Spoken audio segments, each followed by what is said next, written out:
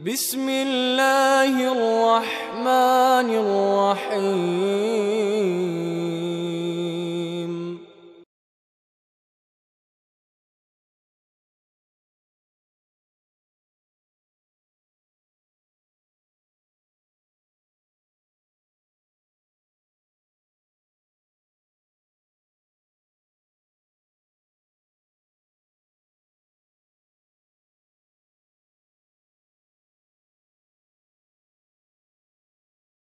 إن الحمد لله نحمده ونستعينه ونستغفره ونؤمن به ونتوكل عليه ونعوذ بالله من شرور أنفسنا ومن سيئات أعمالنا من يهده الله فلا مضل له ومن يضلل فلا هادي له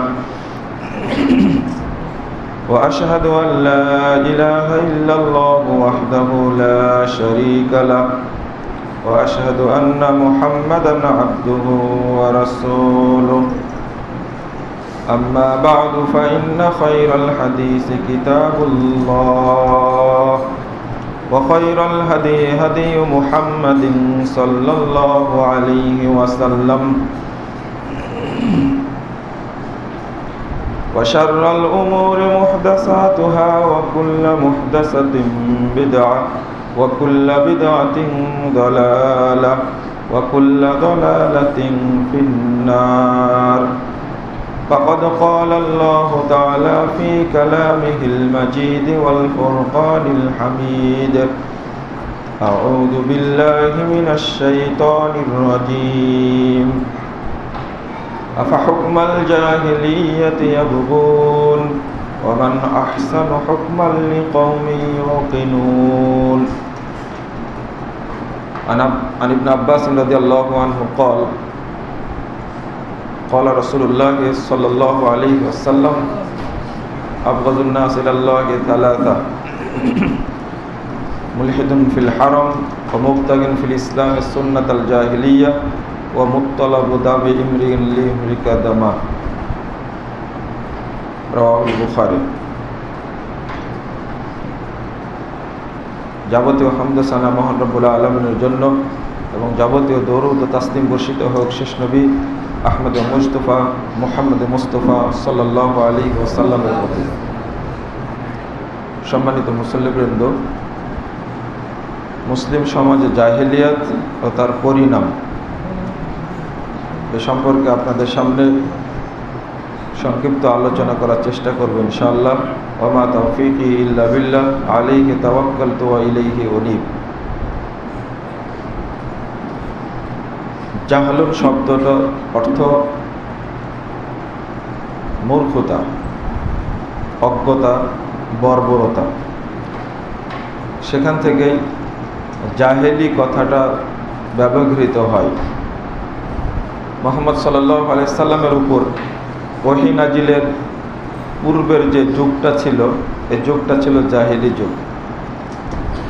ওহী নাজিলের মাধ্যমে যে সমস্ত বিধানকে বৈধ করা হয়েছে মুসলিমদের জন্য, সেগুলো বৈধ, আর যেগুলোকে নাকচ করে দিয়েছে ইসলাম, সেগুলো মুসলিমদের জন্য গ্রহণ করা, অনুসরণ করা হারাম।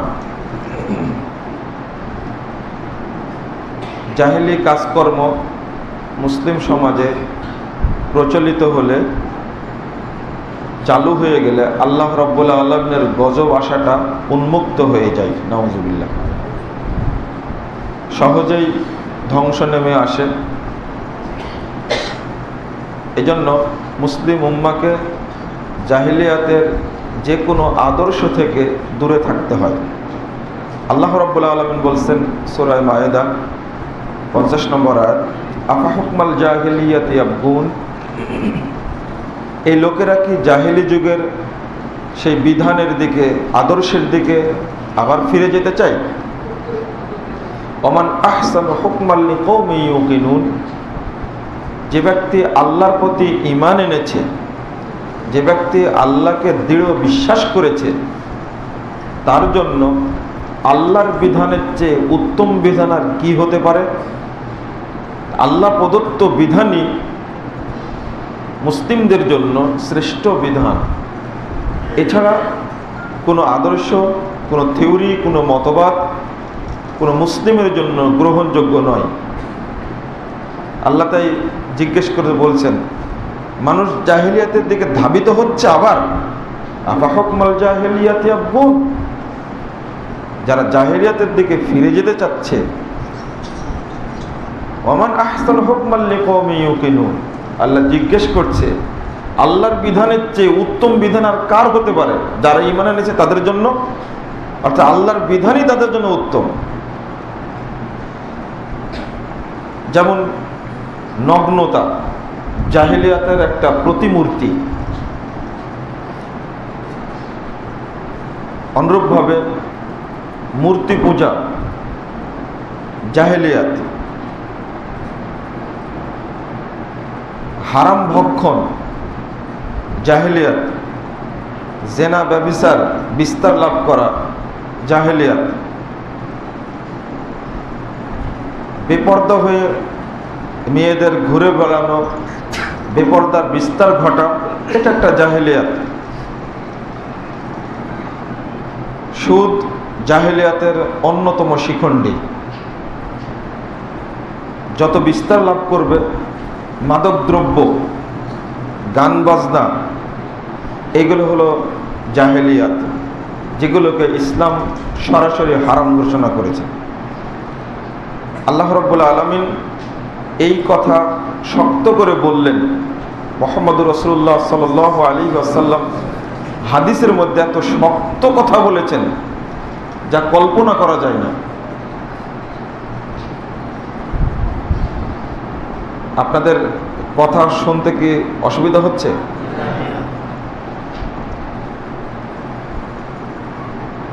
তিনটা আমি হাদিস আপনাদের সামনে অনুবাদ করব, মনোযোগ দিয়ে শোনার চেষ্টা করুন।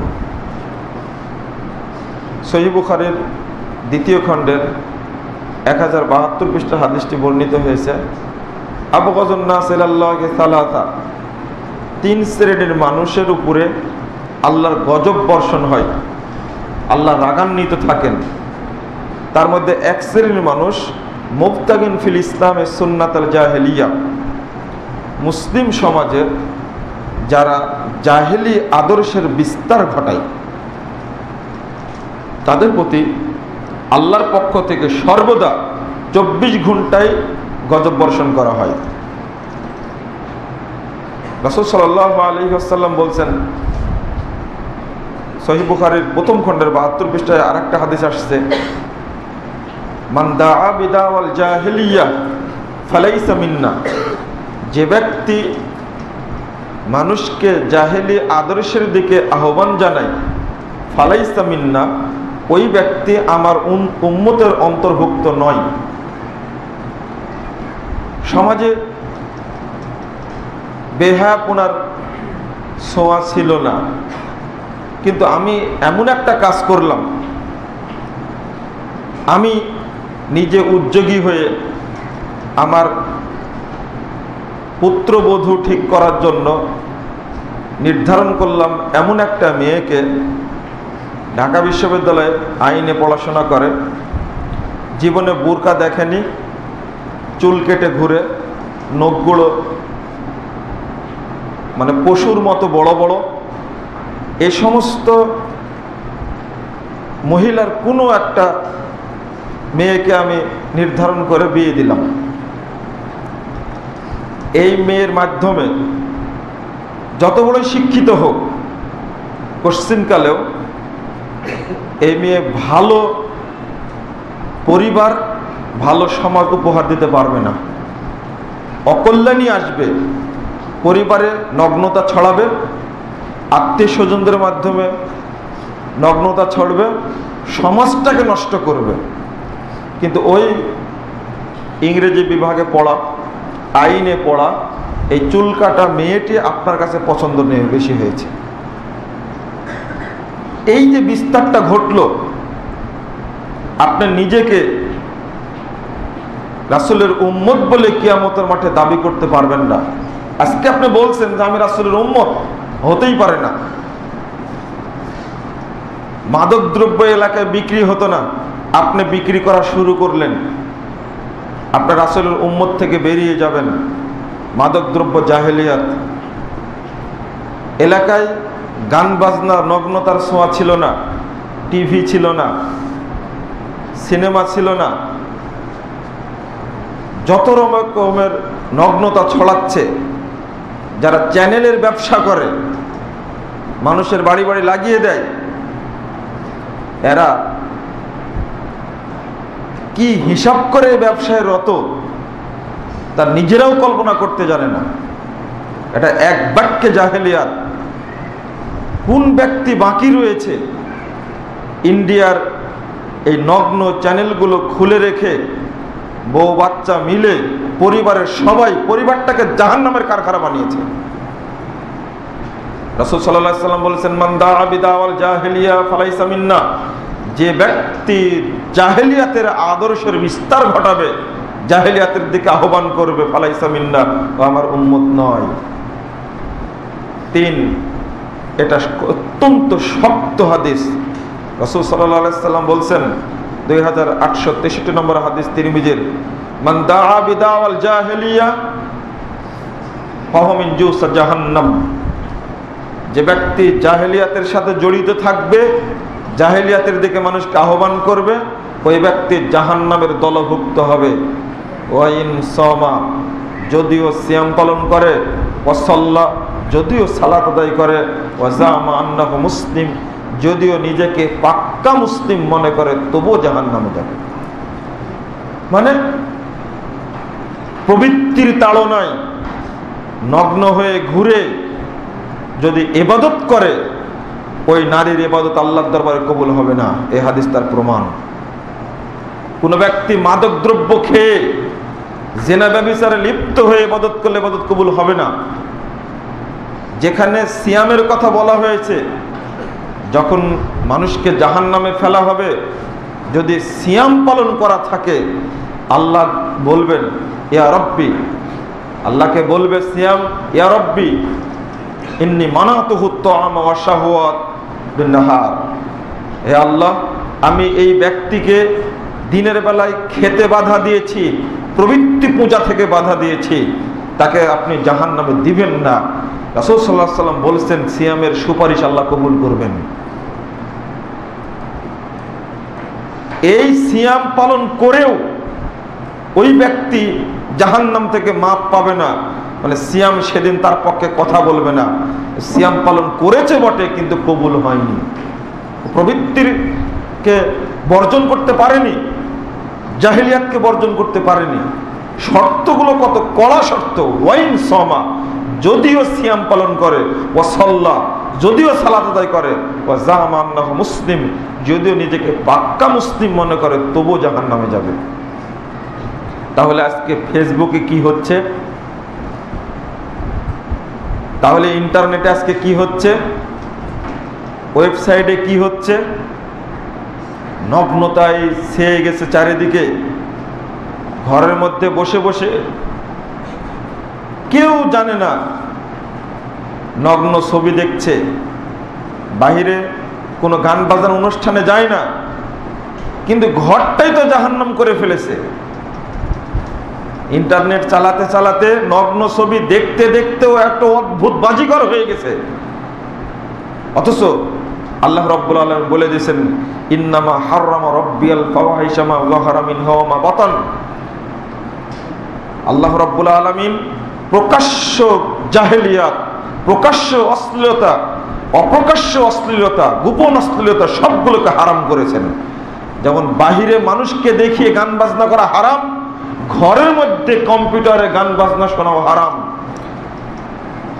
কানে ইয়ারফোন লাগিয়ে তরুণরা আজকে যে নগ্ন গান শুনছে, বিশ্ববিদ্যালয়ের চত্বরে যাওয়া যায় না, কোনো মার্কেটে যাওয়া যায় না, নগ্নতায় ছেয়ে গেছে, যা কল্পনা করা যায় না।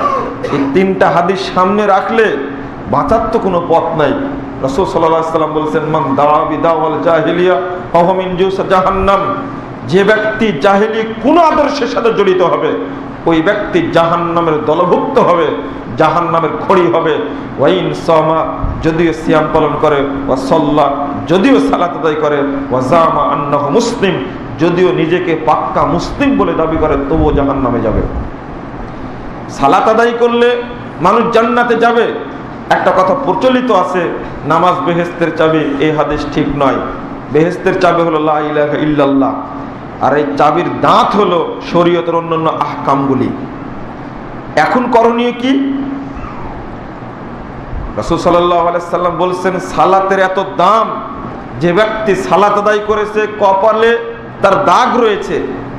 মুহাম্মদ সাল্লাল্লাহু আলাইহি সাল্লাম বলছেন, ইন্নাল্লাহা হাররামা সারা সুজুদাল নার, সেজদার কপালের দাগকে জাহান্নামের উপরে আল্লাহ হারাম করে দিয়েছেন। মুসল্লি হয়ে জাহান্নামে যেতে চাওয়া যাবে না। এই হাদিস প্রমাণ করে যে মুসল্লি জাহান্নামে যাবে। এই হাদিসে কিন্তু মুসল্লির ফজিলত নেই। জাহান্নামে যে সুবহানাল্লাহ পড়ার দরকার নেই। এই হাদিস প্রমাণ করে, সহিহ বুখারী 608 নম্বর হাদিস, মানে মুসল্লি ব্যক্তি জাহান্নামে যাবে, তবে সেজদার সম্মানে জাহান্নাম তাকে খেতে পারবে না, সেজদার ডাক। আর যে ব্যক্তি সপ্তাহে একদিন সালাত আদায় করে, শুধু ঈদের দিন সালাত আদায় করে, মাঝে মাঝে করে, তার কপালে আজীবন দাগ হবে না, মানে নিয়মিত মুসল্লি জাহান্নামে যাবে। এই হাদিস প্রমাণ করে। রাসূল সাল্লাল্লাহু আলাইহি সাল্লাম বিদায় হজ্জের ভাষণে শক্ত করে বলছেন, সহিহ মুসলিম প্রথম খণ্ডের 397 পৃষ্ঠায় হাদিস বর্ণিত হয়েছে, আলা কুল্লু শাইইন মিন আমরিল জাহিলিয়া তাহতা কদমায় মাউযু। সাবধান সাহাবীরা, শুনে রেখো, জাহেলি যুগের যত কর্মকাণ্ড, নিষিদ্ধ কর্মকাণ্ডকে আমি দুই পায়ের নিচে কবর দিয়ে গেলাম। আলা কুল্লু শাইইন মিন আমরিল জাহিলিয়া তাহতা কদমায় মাউযু, সবগুলোকে জাহান্নামের নিচে কবর দিয়ে গেলাম। তোমরা কেউ কবর খুঁড়ে জাহেলিয়াতকে বের করো না। আউয়াল মা দাও রিবানা, রিবা আব্বাস ইবনে আব্দুল মুত্তালিব, সর্বপ্রথম যাকে কবর দিলাম সেটা হলো আব্দুল মুত্তালিবের সুদকে। তোমরা সুদকে কবর খুঁড়ে বের করো না। জাহেলিয়াতের এই তিনটি হাদিস পৃথক, যেই জড়িয়ে পড়ুক না কেন এই শাস্তি হবে।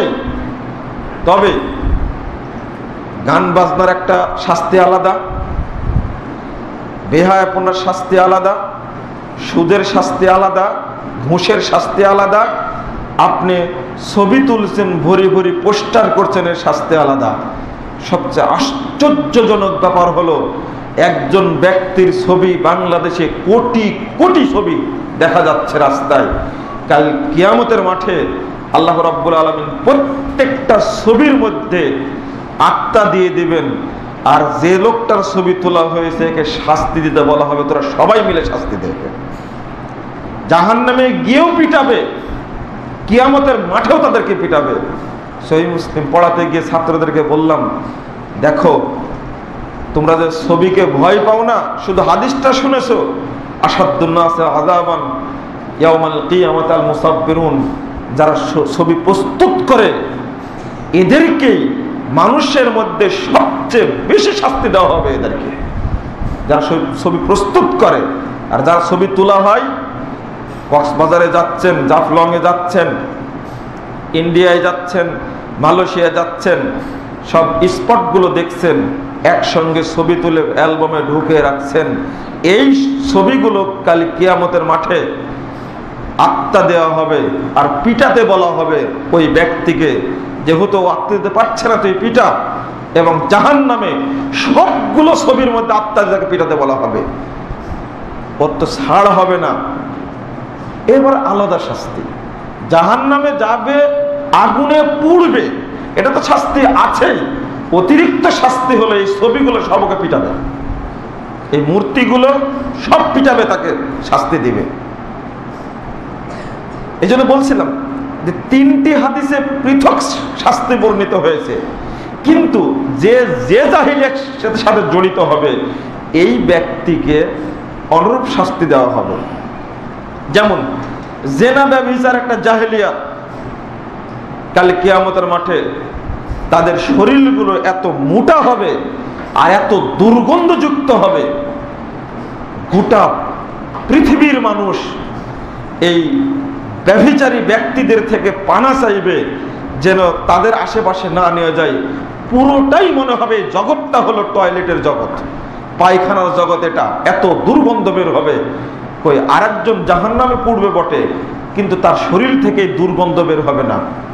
নমরুদকে বানর তৈরি করা হবে না, ফেরাউনকে বানর বানানো হবে না, কিন্তু আজরকে বানর বানায়া ওকে পায়খানার মধ্যে চুবায়া ওকে জাহান্নামের মধ্যে ফেলে দেওয়া হবে। তার পৃথক শাস্তি হয়ে গেল না? প্রত্যেকটা শাস্তির আলাদা আলাদা শাস্তি হবে। পাপের সুদের শাস্তি এই হাদিস আপনারা জানেন। রাসূল সাল্লাল্লাহু আলাইহি ওয়াসাল্লাম বলছেন, একটার পর একটা যদি বর্ণনা করতে যায়, মানুষ সুদ ছাড়তে চাচ্ছে না, জাহেলিয়াতের মধ্যে ডুব দিয়েছে, আর সে সেখান থেকে মুক্তি পাবে তার পথকে বন্ধ করে দিয়েছে। কিভাবে? যদি জাহেলিয়াত সম্পর্কে সচেতন থাকতো, ওই হাদিসটা, ওই কোরআনের আয়াতটা যদি স্মরণ থাকতো, এই বাংলাদেশের মহিলাদের অকরনা ফি বুয়ুতিকুন্না ওয়ালা তাবাররাজনা তাবাররুজাল জাহিলিয়াতিল উলা, তোমরা ঘরে অবস্থান করো নগ্নতার যুগের মতো, নিজেদের শরীরকে মানুষের সামনে উন্মুক্ত করে দিও না। এ আয়াত যদি স্মরণ থাকতো, তাহলে ধর্ষণের নোংরা ঘটনা বাংলাদেশে ঘটতো না। ধর্ষণের এই নোংরা জঘন্য ঘটনা সৌদি আরবে ঘটছে না কেন? কুয়েতে ঘটছে না কেন? যদি একটা শাস্তি দেওয়া হয়, বিবাহিত নারী পুরুষ জেনা করেছে, একজনকে যদি রজম করা হয় পাথর মেরে, বাংলাদেশ থেকে জেনা 10 বছরের জন্য একটা মানুষ ভুলেই যাবে। অত সহজ না, ইসলাম এমনি আইনটা করেনি। এদিকে পহেলা বৈশাখের জঘন্য নোংরাপোনা অনুষ্ঠান ছেড়ে রাখছে, 14ই ফেব্রুয়ারির বেশ্যা দিবস চালু রাখছে, পহেলা জানুয়ারির 31st নাইট চালু রাখছে, এদিকে সুন্দরী প্রতিযোগিতা চালু রাখছে, লাক্স প্রতিযোগিতা চালু রাখছে, গ্লোজাপ বন প্রতিযোগিতা চালু রাখছে, আর এদিকে ওয়াজ করছে সরকারি কর্মকর্তারা যে মহিলাদের থেকে দৃষ্টিভঙ্গি চেঞ্জ করুন। কোনোদিন ধর্ষণ বন্ধ হবে না, ধর্ষণ বাড়বে আরো। যদি আয়াত মনে রাখতো, যদি থাকতো মানুষের মধ্যে দিন বা দিন চর্চা থাকতো, তাহলে এই সমস্ত নোংরা ঘটনা ঘটতো না। রাসূল সাল্লাল্লাহু আলাইহি ওয়াসাল্লাম এক সুদের কারণেই বলছেন, যে ব্যক্তি সুদ খায়, আজকে শেয়ার বাজার চলছে, রাতারাতি মানুষ কোটি কোটি টাকার সম্পদের মালিক হচ্ছে, কিন্তু রুজি যে হারাম। হজ কবুল হবে না, যতবারই হজ করে আসুক না কেন, মানুষের টাকা আত্মসাৎ করছে, কোনোদিন ইবাদত কবুল হবে না। কে বলেছে? আল্লাহ রাসূল সাল্লাল্লাহু আলাইহি ওয়াসাল্লাম বলেছেন, আর রিবা সাবুনা জুজা, সুদের 70টি ভাগ রয়েছে। আইসারুহা আইয়ান কিহার রাজুল উম্মাহু, কোন ব্যক্তি যদি 1 টাকা সুদের টাকা খায়, 1 টাকা যদি খায় সুদের, ওই ব্যক্তির পাপ হবে 70 রকমের। তার মধ্যে সবচেয়ে ছোট পাপটা হবে মায়ের সঙ্গে জেনায় লিপ্ত হওয়া। কেন জেনার সাথে তুলনা করলেন? 2274 নম্বর হাদিস এটা। আপনি খুলেন দারাকুতনি 3 নম্বর খণ্ডের 16 পৃষ্ঠায় হাদিসটা। রাসূল সাল্লাল্লাহু আলাইহি ওয়াসাল্লাম বলছেন, মান আকালা দিরহামান রিবা, কেউ যদি 1 টাকা সুদ খায়, ওয়া হুয়া ইয়ালাম, জেনে খাচ্ছে 1 টাকা সুদ, আশাদ্দু মিন সিত্তাতি ওয়া সালাসিনা জানিয়া, ওই ব্যক্তি 36 বার জেনা করার চেয়ে বড় পাপ করলো। 1 টাকা সুদের পাপ যদি 36 বার জেনা করার মতো হয়, আর মায়ের সাথে ব্যভিচার লিপ্ত হওয়ার মতো যদি হয়, ওই সুদ মুসলিমের বাচ্চা খায় কেন? এখনো মুসলিম হিসাবে সুদ খায় কেন? তাও নাম দিয়েছে ইন্টারেস্ট। একটা মূলনীতি মনে রাখবেন, যে কোনো ব্যাংকে টাকা রাখুন না কেন, অতিরিক্ত যেটা হবে সেটা খাওয়া হারাম। ওইটা তুলে হিসাব রেখে আপনাকে মাঝে মাঝে সেটা ফকির মিসকিন জনকল্যাণে ব্যয় করতে হবে। এই মূলনীতি মনে রাখবেন। সব আলেম ফতোয়া দিক, চাকরি করে যে পেনশনটা পান, চাকরি যে পার্সেন্টটা কেটে রেখেছে আপনার প্রতি মাসের বেতন থেকে, এই বেতন ছাড়া তা অতিরিক্ত হয়েছে, সেটা হারাম। এটাই মূলনীতি। এই টাকা নিয়ে হজ করতে গেলে হজ বাংলাদেশে থাকবে, বিমানবন্দরেও যাবে না। আলেমদের মধ্যে মতনৈক্য থাকতে পারে, অন্য বিষয়ে মতনৈক্য আছে, আপনি ওটা গ্রহণ করেন না, কিন্তু ডেস্টিনির ব্যাপারে মতনৈক্য থাকলে সেটা গ্রহণ করেন কেন? ব্যাংকের ব্যাপারে মতনৈক্য থাকলে গ্রহণ করতে যান কেন? ধর্মীয় অন্য ব্যাপারে আপনি শক্ত খুব, কিন্তু যখন সুদের ব্যাপারে বলবো তখন আপনি নরম কেন? অমুক আলেম বলেছেন বলে আপনি পার পেয়ে যাচ্ছেন? যে না, অমুক আলেম আরো কাজ করে। অমুক আলেম যেমন ব্যাংকের সুদকে জায়েজ মনে করে, তেমনি পহেলা বৈশাখের অনুষ্ঠানকেও জায়েজ মনে করে। এরা হলো বেলাল্লাপুনা আলেম। টিভির পর্দায় দেখা যায় গোলালুর মতো সব তরকারিতে চলে। এইরকম আলেমরা হলো সব জায়গাতে সব রকম ফতোয়া দিতে পারে। অতএব সমস্ত ব্যক্তির কথা আপনার জন্য গ্রহণযোগ্য নয়। হক কথা সবাই বলে না। পীর ফকিররা ব্যবসা করছে মাজারে মাজারে বসে বসে, তারা গ্রেফতারও হয় না, তাদের উপরে মামলাও হয় না, দিব্যি কোটি কোটি টাকা, হাজার হাজার কোটি টাকা ব্যবসা করছে। আপনি তাদের উদাহরণ দিলে চলবে? কখনোই না। আপনাকে ধর্মীয় ব্যাপারে, অনুসরণের ব্যাপারে আপনাকে নমনীয় হতে হবে, শক্ত হতে হবে। চলছে এখন বাংলাদেশের সবচেয়ে বেশি ফল বিক্রি করার যে ঘটনা ঘটছে, আর জমি বিক্রয়ের যে ঘটনা ঘটছে। বিক্রয় বলতে আগে ছিল মাটি লিজ নেওয়া, 5 বছরের মধ্যে নিলাম, এখনো লিজ দেওয়ার বিধান আছে, 5 বছর শেষ আমি ফেরত পেলাম, আবার লিজ হবে। এই লিজটা শরীয়তে জায়েজ, কিন্তু এখন হয়েছে কি, টাকা দিয়ে টাকা ফেরত না দেওয়া পর্যন্ত ওই আমার মাটি খেতেই থাকবে। এটাকে বলে কটে নেওয়া।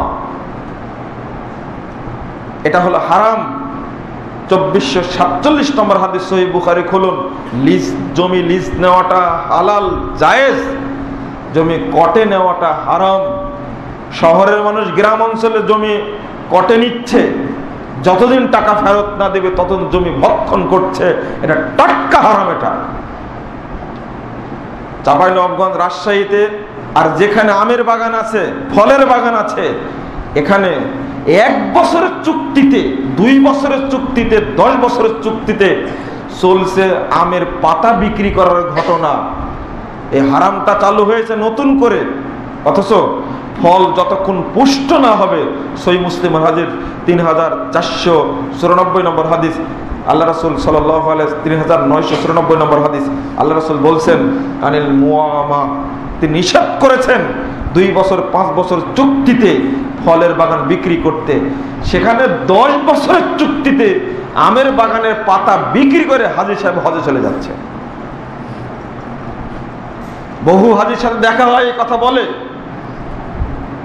তখন আমি বলি যে আপনার হজ তো মক্কায় যাবে না, বাগানেই থাকবে, বিমানবন্দরেও যাবে না, হজ এখানেই থাকবে। কারণ হারাম ব্যবসা নিয়ে, টাকা নিয়ে হজ করতে গিয়ে হজ হয় না। আর ওটাই মানুষ করছে। কেন করছে জানেন? এগুলো, এই যে হাদিসগুলো শুনলেন, ভিতরে পানি জমবে না, বিশ্বাস জমবে না, আপনার কিছু মনেই হবে না। কারণ রাসূল সাল্লাল্লাহু আলাইহি ওয়াসাল্লাম বলছেন, সহিহ বুখারীর 326 পৃষ্ঠার হাদিস, লা ইয়াতি আলান নাস জামান লা ইউবালিল মারউ মা আখাযা মিনহু আমিনাল হালাল আম মিনাল হারাম। একটা যুগ মানুষের উপরে আসবে, মানুষ পরোয়া করবে না হারাম খাচ্ছে না হালাল খাচ্ছে, ও খেতেই থাকবে, শুধু নিয়ে আসবে আর খাবে, নিয়ে আসবে আর খাবে, সুদে জর্জরিত একেবারে, কিছু মনেই করছে না। স্ত্রী জানে বেতন হয়নি, বেতন পাওয়ার আগেই এত বড় মাছ কেন নিয়ে আসলো, এই শাড়ি কেন নিয়ে আসলো, এই খাবার কেন নিয়ে আসলো বাজার থেকে, ও নিয়ে আসছে, রান্না করে দিচ্ছে, খাচ্ছে, নিজে ব্যবহার করছে, স্বাচ্ছন্দ্যে বাড়িঘর সাজাচ্ছে, হারাম টাকা, ঘুষের টাকা দিয়ে। স্ত্রী কোনোদিন বলে না, মানে ও পরোয়াই করে না, নিজে তো নিয়ে আসছে। স্ত্রীও এরকম। যদি সুদের বিধানটা এইরকমই হয়, মায়ের সাথে জিনার সমতুল্য হয়, আজকে মানুষ সুদ ছাড়ছে না কেন?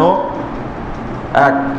2 নম্বর, আজকে বুঝলেন সুদ খাওয়া হারাম হয়েছে, আমাকে মাপ পেতে হবে। উপায়,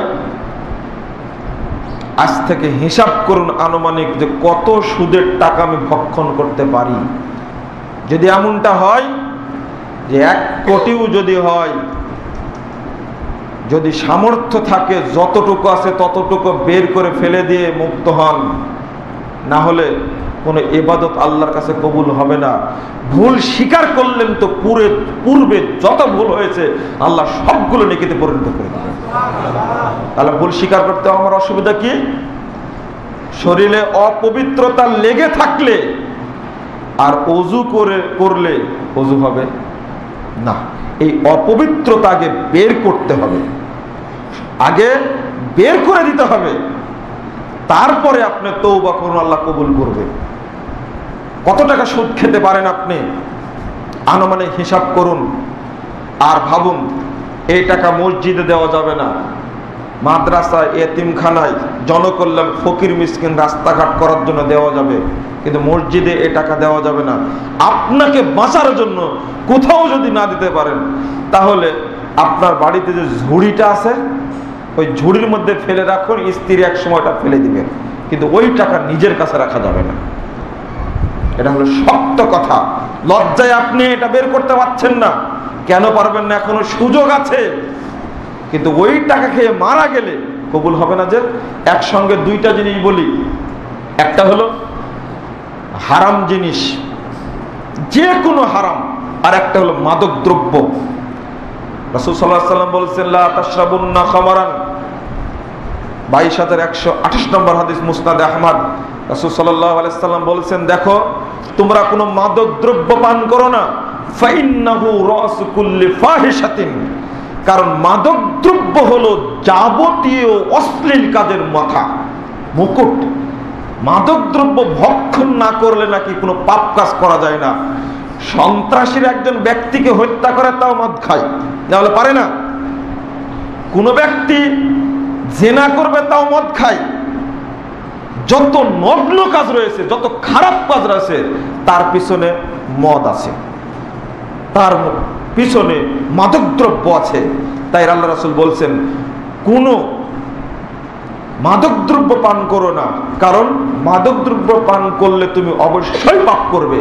অতএব যারা মদ, গাঁজা, সোয়ানি, ফেন্সিডিল, বিড়ি, সিগারেট, জর্দা, গুল, আলাপাতা, যত বড়ই পরহেজগার হোক না কেন, তাদের দ্বারা পাপ হয়, হবেই পাপ। তারা নিষ্পাপ থাকতে পারবে না। আল্লাহ রাসূল বলেছেন পাপ করবে। যে ব্যক্তি মাদকদ্রব্য সেবন করবে এ পাপ করবে, এতে কোনো সন্দেহ নেই, এটা হারাম।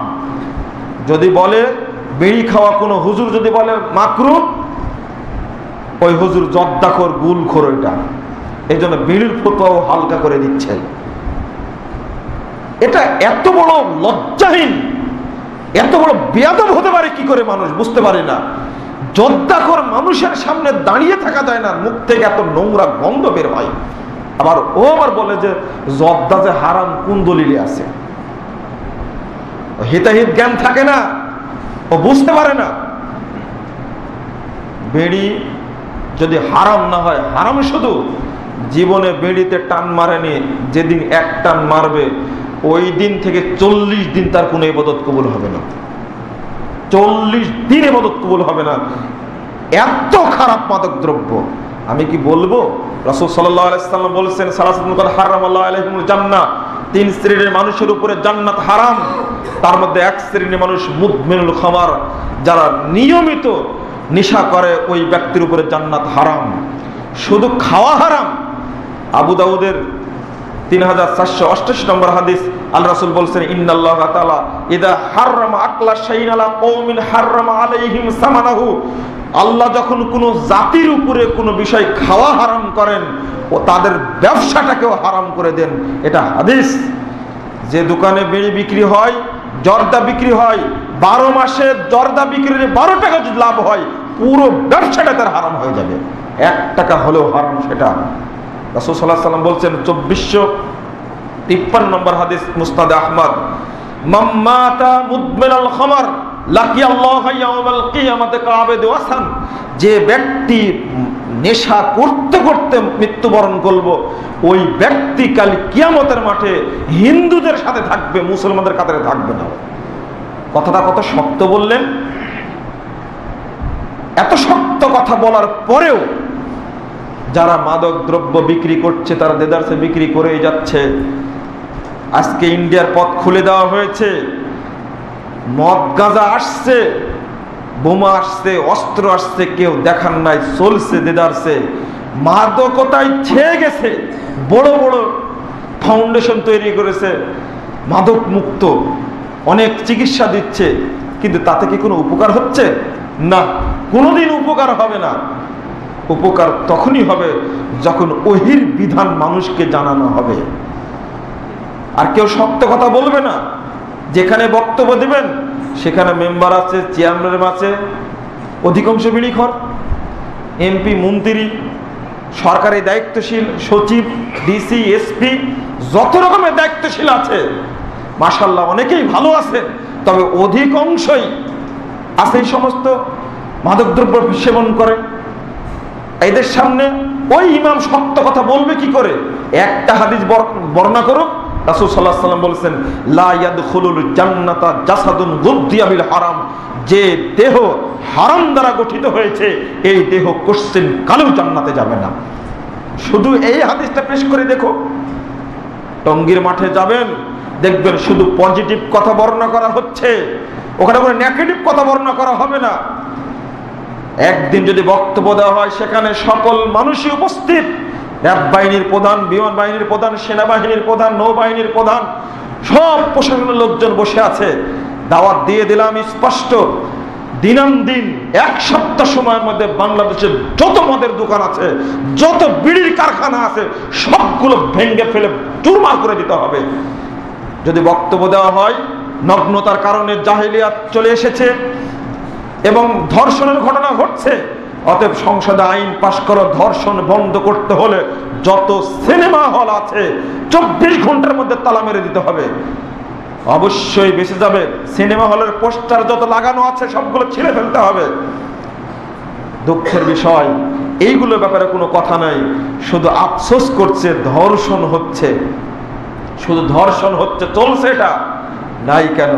মুহাম্মদুর রাসূলুল্লাহ সাল্লাল্লাহু আলাইহি ওয়াসাল্লাম স্পষ্ট করে বললেন, 3 শ্রেণীর মানুষের উপরে জান্নাত হারাম, তার মধ্যে 1 শ্রেণীর মানুষ নিষাদ জাতীয় যুদ্ধ পান করে, 2 নম্বর পিতামাতার অবাধ্য, 3 নম্বর কথা বললে ওয়াদায়ুস আল্লাযী কুরফি আহলিল খাবাস, 5273 নম্বর হাদিস মুস্তাদে আহমদ।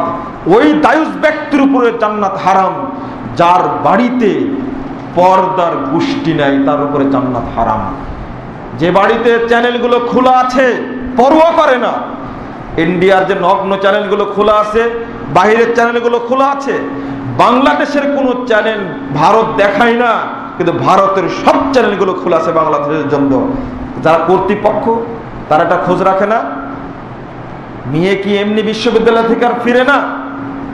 অধিকাংশ ঘটনা ঘটছে বয়ফ্রেন্ড আর গার্লফ্রেন্ড লিভ টুগেদার, এইগুলো তৈরি করছে, মুখরোচক শব্দগুলো চলছে দেদারছে। আপনি যান আজকে শুক্রবারে জিয়াউদ্দিনের পার্শ্বে দিয়ে যান, আপনি সংসদের সাইড দিয়ে যান, দেখবেন মনে হচ্ছে সবগুলো পশুর জগৎ, পশু বসে আছে। একদিন লজ্জায় না এইদিকে আগাতে পারে না ওইদিকে আগাতে পারে, ওই জায়গায় গিয়ে গাড়ি পাঞ্চার হয়ে গেছে, তো 10টা মিনিট সময় লাগবে। এই 10টা মিনিট সময়ে ওখানে দাঁড়ানো গেল না, মানে গজব যে ডাইরেক্ট নাজিল হবে এইরকমই মনে হলো। কি ছেলে আর কি মেয়ে, লজ্জাহীন পশুর চেয়েও খারাপ হয়ে গেছে। মানুষের হিতাহিত জ্ঞান এখন নাই, জাহেলিয়াতে সর্বত্র ভর্তি হয়ে গেছে। মুহাম্মদুর রাসূলুল্লাহ সাল্লাল্লাহু আলাইহি সাল্লাম বললেন, দায়ুস ব্যক্তিকে, যদি কারো বাড়িতে বেপর্দা মা, মেয়ে, স্ত্রী, বোন যদি পর্দা না করে, এই ব্যক্তি দায়ুস। রাসূল সাল্লাল্লাহু আলাইহি সাল্লামের সম্পর্কে এত শক্ত কথা বললেন কেন? আরেকটি হাদিস আসছে 20049 নম্বর হাদিস মুসনাদে বাজ্জার, পর রাজিলা, অর্থাৎ যে সমস্ত নারীরা পুরুষের পোশাক পরে তাদের উপরে জান্নাত হারাম। এবার যাবেন কোথায়? আছে স্পষ্ট অনেক হাদিস।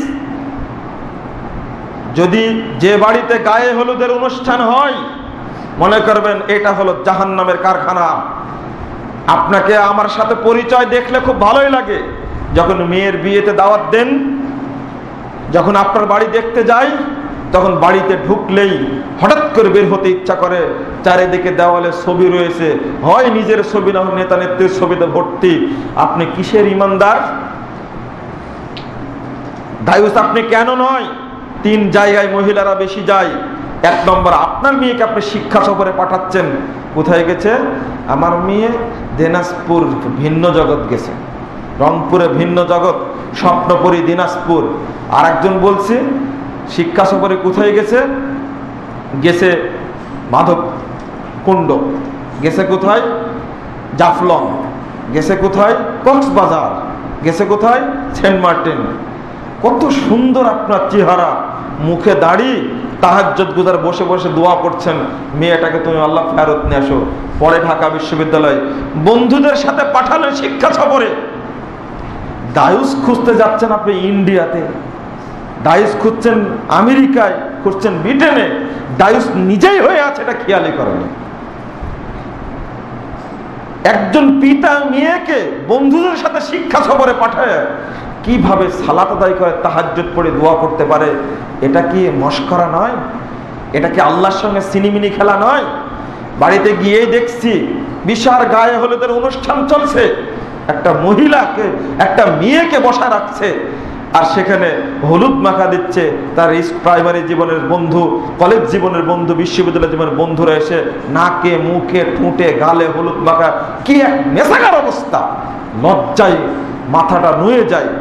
বিয়ে খেতে গেছি, আপনাকে ভদ্র মানুষ মনে করে যাওয়ার পরে ঢুকতেই দেখছি হলের মাঝখানে মেয়েটাকে বসায় রাখা হয়েছে, যত রকমের গহনা আছে সবগুলো পরে একটা নগ্ন অবস্থায় মানুষ যাচ্ছে, একসঙ্গে ছবি তুলছে, চারিদিকে নারী পুরুষের আড্ডা। ঢুকেই বেরিয়ে চলে আসলাম যে এরকম জাহান্নামের মধ্যে আমাদেরকে দাওয়াত দিলেন কেন? না, আপনার চেহারা আর বাস্তবতা, বাড়ির অবস্থা এক নয়। হয় বাড়ি থেকে বের হন, না হলে পরিবারকে বের করে দিন। এরকম নগ্ন পরিবারে বসবাস করার কোনো সুযোগ নেই। এই একটা হলো শিক্ষা সফর, আর একটা হলো বর্তমান বিয়ে, যেটা এখনই বললাম। আপনি যে বিয়েতে শরীক হচ্ছেন, নগ্নতায় পূর্ণ, নারী পুরুষ একাকার। এই বিয়ে খাওয়ার যেতেই, বিয়ের দাওয়াত যাওয়াটাই হারাম। এখান থেকে ফিরে আসতে হবে, হয় শর্ত দিতে হবে আপনাকে, নারী পুরুষ আলাদা করো, নগ্নতার জন্য আশ্রয় না থাকে সেখানে, তবে যাব, না হলে ওই বিয়েতে যেতে হবে না। আপনার নিজের আত্মীয়র বিয়েও যদি হয়, ঈমান বাঁচানোর সাথে দূরে থাকুন। আর একটা হলো দিবস পালনের অনুষ্ঠান, বিবাহ দিবস পালন করছে, তাও সেখানে ভিড়, নগ্নতার ছোঁয়া। যেখানে দেখবেন আপনি জন্ম দিবস, মৃত্যু দিবস, আর আগে যেটা বললাম পহেলা বৈশাখ, ঢাকা বিশ্ববিদ্যালয় চত্বরে পহেলা বৈশাখের যে ঘটনা ঘটেছে এবার, আমার তো বিশ্বাস আগামী দিনে কোনো হিন্দুর মেয়ে বের হবে না এখান থেকে। কারণ বিশ্ববাসী দেখেছে বাংলাদেশ দ্বিতীয় বৃহত্তম মুসলিম রাষ্ট্র, শ্রেষ্ঠ বিদ্যাপীঠ ঢাকা বিশ্ববিদ্যালয় জ্ঞান কেন্দ্র, সেখানে মহিলাদেরকে যে এক শ্রেণীর সন্ত্রাসী লম্পটরা যা করেছে, অন্য মহিলার সাথে ঘটেনি কেন? ওরাই তো কাপড় খুলে নগ্ন হয়ে সেখানে গেছে। মাসিকে যতই নসিহত করেন, আম কেটে রেখে সিলে রেখে, মাসি আপনার নসিহত শুনবে না। আগেই নগ্নতা বন্ধ করতে হবে। কে শিখিয়েছে এই সমস্ত নগ্নতা জড়িত থাকতে হবে? কি গান বাজনার আয়োজন চলে! রাসূল সাল্লাল্লাহু আলাইহি সাল্লাম বলেছেন, সালাতের মধ্যে নারী পুরুষ একসঙ্গে সালাত আদায় করছে, এমন অবস্থায় যদি ইমাম ভুল করে তাহলে তার লুকমা দেওয়ার সুযোগ নেই। সে মুখে সুবহানাল্লাহ বলতে পারবে না, ও হাতে এইভাবে বাড়ি দিবে যেন ওর মুখ যেন কখনোই না খুলে, মুখের শব্দ যেন সালাতের মধ্যে কোনো পুরুষ না শুনতে পায়। আর যে সমস্ত মহিলারা অনুষ্ঠানে গান গায়, ওইগুলো কি হিন্দুর মেয়ে না মুসলমানের মেয়ে? যখনই বড় নেতা আসবে নারায়ণগঞ্জ শহরে, দেখবেন নৃত্য করছে এক শ্রেণীর মেয়েরা নগ্ন হয়ে, একে হিন্দুর মেয়ে? রাসূল সাল্লাল্লাহু আলাইহি ওয়াসাল্লাম বলেছেন, লা ইয়াতান্নালা উম্মতি, এমন যুগ আসবে আমার উম্মতের যুগে, লা ইয়াশরাবুন্না খামারান, মদ পান করবে, ওয়াহিল্লুল হির ওয়াল হারির, রেশমকে হালাল মনে করবে, জিনাকে হালাল মনে করবে, আল ওয়াইয়ুযাফ বিল মাআজিফ ওয়াল মুগান্নিয়াত, তাদেরকে সংবর্ধনা জানানো হবে, অভ্যর্থনা জানানো হবে নর্তকীদের দ্বারা। ইয়াকসিবু বিহিমুল্লাহুল আরদা, আল্লাহ রাব্বুল আলামিন বলছেন এই দেশটাকে আল্লাহ চাইলে যে কোনো সময় ধ্বংস করে দিবেন, অর্থাৎ ভূমিকম্প দিয়ে শেষ করে দিবেন। অথবা ওয়া ইয়াজআলুল খানাজির কিরাদাতা ওয়াল খানাজির, অথবা এক শ্রেণীর মানুষকে বানর তৈরি করে দিবেন, অথবা এক শ্রেণীর মানুষকে শূকর তৈরি করে দিবেন, শুয়োর তৈরি করে দিবেন। নেপালে হলো না ঘটনা? নেপালে এই দুর্যোগ হওয়ার পরেও বাংলাদেশের লোক এখনো সচেতন হয়নি, বরং তারপরে পহেলা বৈশাখের নোংরা ঘটনা ঘটলো। আপনি যে কোনো শহীদ মিনারে যাবেন, এটা দেখা কথা বলছি, না দেখা নয়। রাজশাহী বিশ্ববিদ্যালয়ে চলতে যান, ওটা জ্ঞান কেন্দ্র। কিসের জ্ঞান কেন্দ্র? ওটা নগ্ন কেন্দ্র একটা হয়ে গেছে। নাম দিল বস্ত্রহরণ, কত সুন্দর শব্দটা ব্যবহার করেছে। বন্ধুরা আমার, এই সমস্ত কথা খুতবায় আলোচনা করতেও লজ্জা লাগে। ধর্ষণের ঘটনা ঘটবে না? সাংবাদিকরা লিখছে, কত চমৎকার করে স্টোরি রচনা করছে, তাদের হৃদয়ে একটুকু ব্যথা লাগে না। যদি ধর্ষণের শিকার মেয়েটি যদি তার নিজের মেয়ে হতো, এত সুন্দর স্টোরি রচনা করতে পারতেন না। বাংলাদেশটা কত জঘন্য হয়ে গেছে, চিন্তাই করা যায় না। একজন মাকে বিবস্ত্র করে, উলঙ্গ করে ছেলে এবং মেয়ের সামনে 8 জন মিলে ধর্ষণ করেছে। এর চেয়ে জঘন্য ঘটনা কি ঘটতে পারে? মানুষ এত পশু হতে পারে, এত নোংরা হতে পারে? মাত্র 4 বছরের বাচ্চাকে, বাচ্চাকে ধর্ষণ করছে। এটা কি মানুষের জগৎ না পশুর জগৎ? মা আদর করে রেখে গেছে, নিরাপদে রেখে গেছে এক বৃদ্ধের কাছে। মাত্র বয়স 5 বছরের শিশুটা, মা গেছে বাড়ির বাহিরে রেখে গেছে। ওই বৃদ্ধ কত বড় পশু হতে পারে, মানুষ হতে পারে না, মেয়েটাকে ধর্ষণ করেছে। চলছে একাকার অবস্থা। কেন? এগুলো থেকে বাঁচতে চাইলে প্রথম কাজ করতে হবে, এটা ইন্ডিয়ার চ্যানেলগুলো বন্ধ করতে হবে। 2 নম্বর, সিনেমা হলগুলো বন্ধ করে দিতে হবে। তার আগে কাজ করতে হবে বাংলাদেশে নৈতিক শিক্ষা অর্জনের জন্য আল্লাহ প্রদত্ত দিন শিক্ষার ব্যবস্থা করতে হবে। এছাড়া বিকল্প কোনো পথ নেই। এভাবে কোন দিন হারিয়ে যাচ্ছে, এলিট শ্রেণীর মানুষও, মেয়েরাও হারিয়ে যাচ্ছে, কিন্তু ওটা পত্রিকায় আসে না। জেনে নিবে যে সাংবাদিকদের টাকা দিয়ে অফ করে রাখে, এটা বলো না, বিয়ে হবে না মেয়ের। ঘটনা ঘটে না, কে বলেছে? বন্ধুরা আবার, জাহেলিয়াতে গোটা দেশ ভর্তি হয়ে গেছে। আপনাদের প্রতি নসিহত, এখন নিজের ঈমান বাঁচানোর স্বার্থে এইগুলোর থেকে বিরত থাকার চেষ্টা করুন। আপনার মেয়েকে, বোনকে, স্ত্রীকে, মাকে নসিহত করুন, এই নগ্নতা থেকে বেরিয়ে আসুক। উপায় নাই। রাসূলুল্লাহ সাল্লাল্লাহু আলাইহি ওয়াসাল্লাম বলছেন যে মহিলারা বেশি জাহান্নামে যাবে, কারণ এরা বেশি নগ্নতায়। বাঁচার পথ কি? আল্লাহ রাসূল বললেন, তোমরা সাদকা করো, সাদকা করো, সাদকা করো। আল্লাহ রাব্বুল আলামিন আমাদের সকলকে যেন এই নব্য জাহেলিয়াত থেকে রক্ষা করেন। আল্লাহুম্মা আমিন।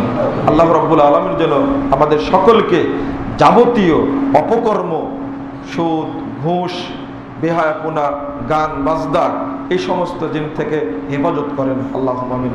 আল্লাহ যেন মুসলিম উম্মাহকে হেফাজত করেন। আল্লাহুম্মা আমিন।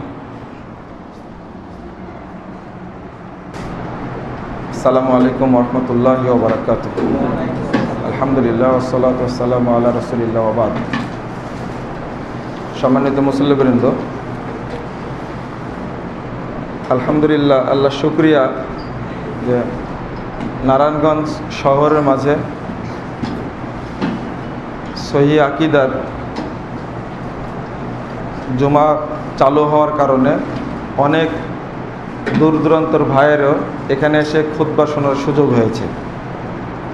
যখন মুসল্লিরা এক জায়গায় জমা হচ্ছে তখন খুব আনন্দ লাগে। গতদিনেও কিছু নতুন ভাইয়ের আমি সন্ধান পেয়েছি, এবারও এসে কিছু নতুন ভাইয়ের সন্ধান পেলাম। আপনাদের প্রতি আমার তো তেমন দাবি থাকে না, দাবি একটাই যে এই জায়গাটা ছোট, এরপরও আপনাদেরকে মহব্বত করে এটা বড় করে নিতে হবে। যদি নারায়ণগঞ্জ শহরের মধ্যে যদি একটু জমি পাওয়া যেত তো বড় মসজিদ হতো। এখন এছাড়া কোনো আর স্থান বা উপায় নাই। আপনারা এটার প্রতি মহব্বত রাখবেন যেন প্রতিষ্ঠানটা গড়ে উঠে। সম্ভবত 3 তলা ছাদ হয়ে গেছে, প্রতিষ্ঠানটা গুছিয়ে নিতে পারেনি। আপনারা এই ক্ষেত্রে আন্তরিকভাবে সহযোগিতা করবেন। আল্লাহ রাব্বুল আলামিন বলছেন, লা ইয়াস্তাবিল্লাযীনা আনফাকু উলাইকা আ'জামু দারাজাতিন আল্লাযীনা আনফাকু মিন ক্বাবলু। যারা মক্কা বিজয়ের পূর্বে আল্লাহ রাস্তায় দান করেছে তারা আর যারা পরে দান করেছে তারা এক সমান নয়। যারা আগে দান করেছে তারা কি? উলাইকা আ'জামু দারাজাহ, তারাই হলো আল্লাহর কাছে সবচেয়ে বেশি সম্মানিত। যখন প্রতিষ্ঠান হয়ে যাবে তখন আপনারা যদি সবই দিয়ে দেন আর হওয়ার আগে যদি 1 টাকা দিয়ে দেন তাহলে কিন্তু দুইটা মিলে এক সমান নয়। একজন ব্যক্তি অসুস্থ ছিলেন, ওই অবস্থায় আপনি দান করেছেন, আর অসুস্থ সেরে গেছে তারপরে ঋণ পরিশোধ করার জন্য দান করছেন, দুইটা দান কিন্তু একরকম না।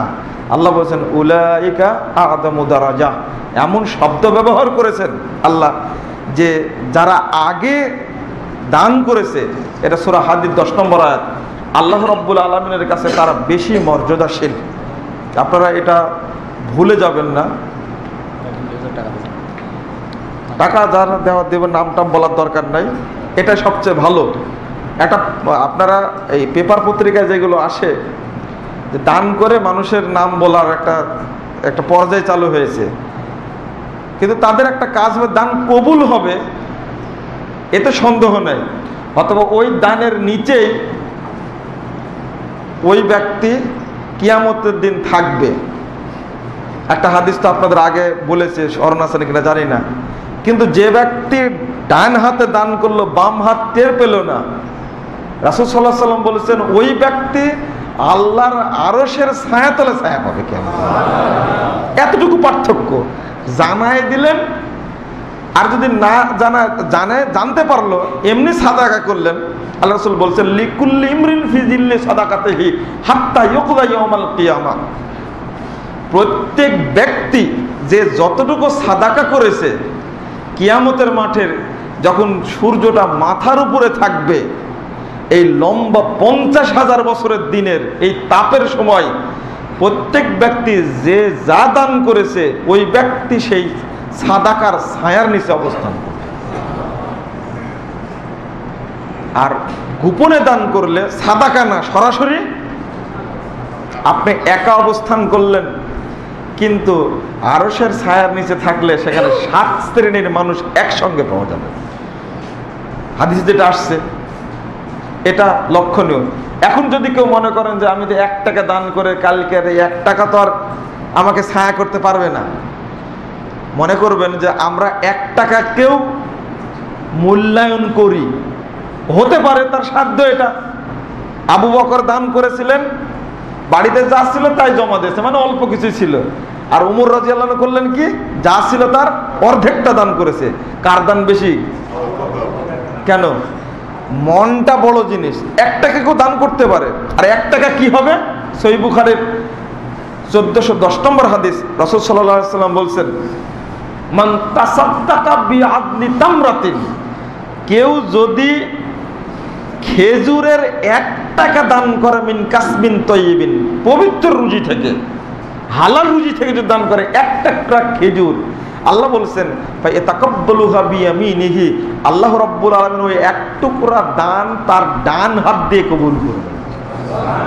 সুম্মা ইউরাব্বিহা কামা ইউরাব্বি আহাদুকুম ফালুহু, অতঃপর এই দানটাকে তিনি বাড়াতে থাকবেন যেমন তোমরা তোমাদের উটের বাচ্চাকে ছোট থেকে অনেক বড় করে প্রতিপালন করো, হাত্তা তাকুনা মিসলাল জাবাল, অবশেষে ওই 1 টুকরা খেজুরকে বিশাল পাহাড়ের মতো বড় করে দেবে।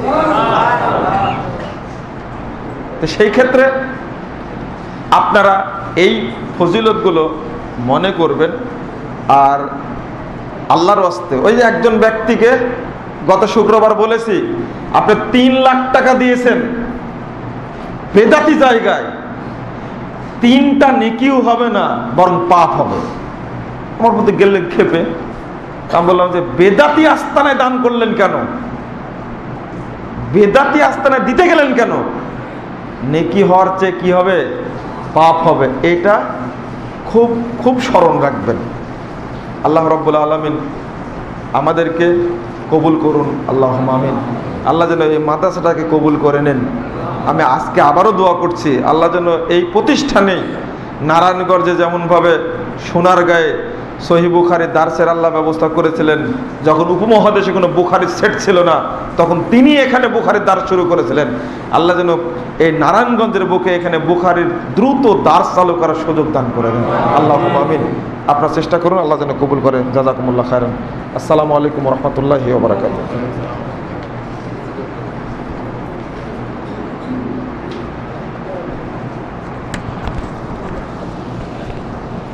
ও একটা কথা বলা হয়নি, ওই এই মাদ্রাসার দায়িত্বশীল তো আমার উপর আবার খেপে যাবেন। বলেছেন যে এই কাজটা করতে প্রায় 3 লাখ টাকার মতো বাকি আছে পয়সা দোকানে। তো এটা যদি আপনারা পারেন, তো আল্লাহ চাহে তো এটা তাকে একটু সহযোগিতা করবেন। মানে এই মাদ্রাসা করতে গিয়ে প্রায় 3 লাখের মতো তার ঋণ আছে, এটা সরাসরি কথা, যেটা আপনারা বিষয়টা খেয়াল রাখবেন। আসসালামু আলাইকুম ওয়া রাহমাতুল্লাহ।